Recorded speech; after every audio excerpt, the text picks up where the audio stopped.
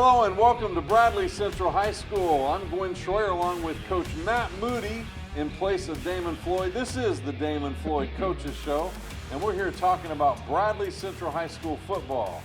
Coach Moody, you've been doing this quite a while. How long have you been a coach here at Bradley? So 8 years here at Bradley. 8 spectacular years. Yeah. We've been in the postseason every one of those 8 years. That means a lot. Oh yeah, I think altogether, Bradley, I believe at this point, maybe 11 years in a row, 10 or 11 years in a row. That's awesome. That's awesome. We want to keep that momentum going. Oh yeah. So keep coaching here. That's part of that progression. I'm saying. Yeah. Now you also were a player here. Tell us what years you were here and what you did and who you were with. Yeah. So I was here. I went to school here in the early 2000s. I wound up transferring actually my junior year, but I played 3 seasons here, and that was 2 years under Bill Price and 1 year under Dean Ratledge. The great Bill Price. You've not lived until you've had a heated conversation with Bill Price, which I have on several occasions. That's about right. We did coaches shows, with Bill Price. Did you ever come to any of those? No, I think I saw him. He did them on TV back then. Yeah, we did. It was with Earl Rowan. Yeah. He was the moderator. Oh yeah. Well, let's talk about this past game. We had Bearden come into town, and Bearden not really at the level of being able to play a lot of games so far. So this is game 2 for them, I believe. And objectively, I mean, there's a lot of things we had to prove to ourselves going into this game, but a lot of uncertainty because we didn't know all the levels of what they were doing. Tell us a little about your game plan going into play against Bearden. Yeah, so with Bearden, we only had really one game film because they've only played one game. So the good thing about that is that they had only played one game. So I think they were probably still working out some different things because they didn't have scrimmages and stuff like that. But the hard thing is that we only had one film on them, so we just kind of had to guess a little bit about what maybe they might do and what they didn't do. So what did you think? Were they going to be a running team or a passing team or a little blend? Yeah, so mostly really offensive side of the ball. We watched just about all their defense. I don't know if I watched any offensive plays for them yet. So yeah, because that's not your role. But being Bearden, they're always a physical team. They're athletic, so we knew that we were going to be in for a tough game physically. Right. Well, it was a tough game. In fact, right off the bat, I thought we looked like we were playing pretty well. We just weren't wound up enough to get it in the end zone. Yeah. And they seemed to, put 2 and 2 together and got some drives going. Looked pretty good. So bottom line is efficiency. You guys got out there and you played according to what you guys, had set up. Unfortunate though, we had an injury pretty quickly. And tell me what kind of went through your mind as that happened. Well, Jackson has been a big part of our offense for the first, 4 weeks now. So, early on it was tough, but Riley Harmon stepped up big. Riley hadn't got a ton of reps with us offensively. He's been kind of going back between offense and defense splitting time, but he stepped up and played really well. Of course, Javon, Friday night we really needed him to play big, and we felt like he did that. That was an excellent carryover. I mean, he's just kind of built up a game. The next game's a little better. And he had a 64-yard play that just really made him shine. I think that speaks a lot to how he prepares mentally. And I don't know where he gets the endurance from. I mean, 1 minute he looks like he is just flat out winded. 3 seconds later, he's like quickened and he's ready to go. Yeah. I don't have that kind of energy. Me either. But I'm marveled at how quickly he can rejuvenate. He had the wind knocked out of him on one play. 2 plays later, he's back in and running like he's off to the races. Yeah, it's hard to get Javon tired, really. He's got more energy probably than any player we've ever been around. But he's one of those guys he can get the ball in a lot of different ways, and anytime he has it, he's got a chance to bust a big play. So I heard, of course, Damon refers to his running backs as thunder and lightning. Thunder and lightning, he was talking about last week. So I was thinking about that. Okay, what does that speak to in the running game? And I saw his quickness. We knew he's quick, but he's really quick. Yeah, he is. And that's hard to prepare for on somebody else, looking at defensively. How do you contain that? Well, that's one of the things that Coach Floyd talks about all the time is we think Javon probably is one of the fastest players that that we've had at Bradley, and we've had some guys that can really run. Definitely. But you know, the focus is offensively. We just got to get him the ball in space and then let him make plays. So you mentioned Riley. Riley comes in unjaunted. Didn't look like, you know, any terror in his eye. Looked like he was waiting for a moment to make a difference, and boy, did he. Yeah, he did. He's, you know, we talk about all the time, too, about taking advantage when you get opportunities, and I think Friday night was a perfect example for Riley. He's a guy that works hard in the weight room. He never misses practice. You know, he's done anything that we've asked him to do since he's been here, so we were really happy to see him have a good game Friday night. It was a great game, Coach. I love the fact that you have Aiden prepared. Aiden comes in, and it's obviously his offense right now. Yeah. So Coach Standiford, he does a really good job with our quarterbacks, and Aiden has done a really good job since he came in. You know, his very first game, we were trailing 21-0. That was amazing. And you know, he kept his composure. He never gets rattled. He never gets flustered. And I think the guys believe in him, and he does a really good job of running our offense. He does.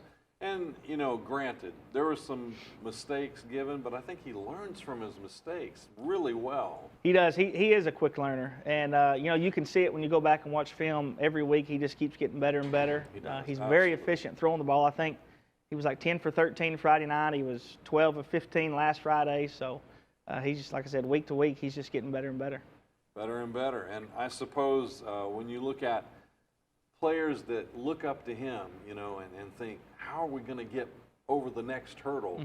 And they let him, you know, accomplish what he set out to do, and it builds that confidence. Oh, yeah. Coach was preaching last week consistency, and I guess that's his mainline, you know, thing in everything on the football field, consistency in every level. And I think we got to see some of that this week. It wasn't off to the races at the beginning, but man, it came together really well in the second half. Yeah, you know, Aiden made some really big plays. You know, offensively, you know, when we get rolling, he gets in a really good rhythm. He can make plays for us, and he did that Friday night. Well, it was an awesome win, and we look forward to playing this week against Ooltewah. We're going to talk more about that right after we take a commercial break, so stay tuned with Coach Moody, and I'm Gwen Shroyer. We'll be right back after these messages.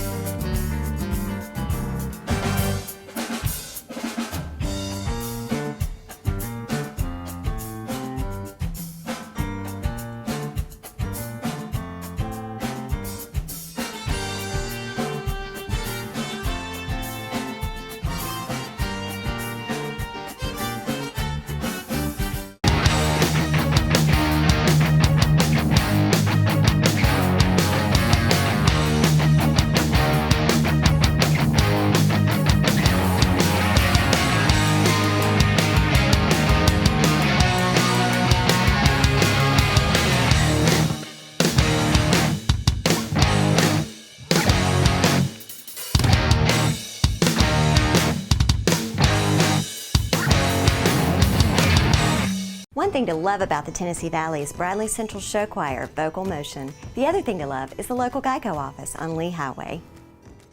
You could save a lot. Oh, you can save a lot. Oh, you can save a lot. But how do you know? Unless you call 894-2600. Got a car? Got a boat? Got a home? Get a quote.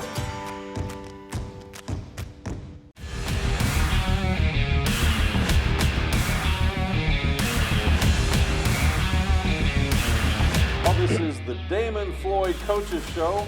I'm Gwen Shroyer along with Coach Matt Moody, the Mr. Offensive scheming partner of this whole football franchise.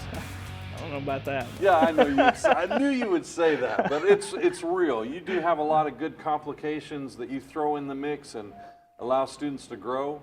I admire that you have a lot of coaching strategies, and I think that really complicates a defense when they look at how you plan out. You're not going to give them the same thing every time. I know some plays look the same. There's, you know, that's uncomplicated, but it seems like you have a way of putting together an offensive plan that kind of shakes it up a little bit from last week. But I think the good thing is, as an offensive staff, I think we have, or our position coaches, guys, I think 8 and 7 of those 8 played college football. So on Sundays great. when we meet, they have a lot of ideas on different things to do to change things up a lot. So, really a lot of those little things are ideas from our offensive staff. They do a great job. That's awesome. Well, telltale sign is we have another region foe coming in the house this week, Ooltewah. Yeah. And Ooltewah has been around for many, many years. We played Ooltewah, I don't even know how long. I'm sure go into the details. But Ooltewah, I mean, it's a rivalry. It's just over the county line into Hamilton County. And somebody we can look forward to playing. I love to play them at home, though. Yeah. They are really deep. Have you looked at how long their roster is? Yeah, they have a lot of players, and we know Ooltewah every year they're going to be really athletic.